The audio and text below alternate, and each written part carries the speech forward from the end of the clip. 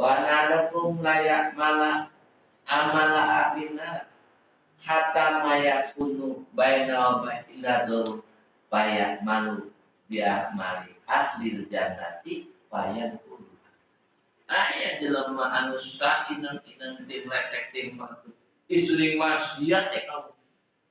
eta mah kana rakat tinggal nunggal motor mau langsung disebutkan ningali amal mah tapi kunan menjelang maut migawe pagawean di surga aduh mau ya cara tiba mendatang ada hasil mendak eta menang diazali eta dan kalau dia kumat malaikat itu nyambung dan tidak dekatan Tuhan rencana untuk merencanakan dengan mesti Allah merencanakan kurang aina di dia tidak atau mesti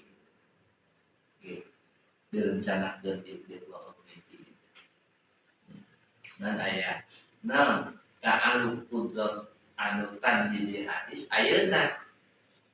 kudrat Allah nggak bisa dan kurang lempang banjir di tinggal langsung sempurna kalau ditakdirkan ya tak bisa hidup di tempat anu menang di dalam itu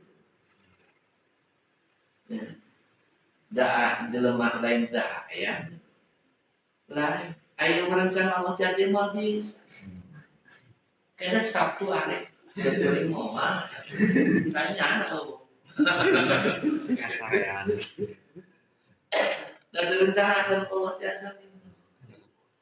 ya ketika akhirnya mesti Sabtu dan gitu yang salah lain tulang ada wah saya mau berkenal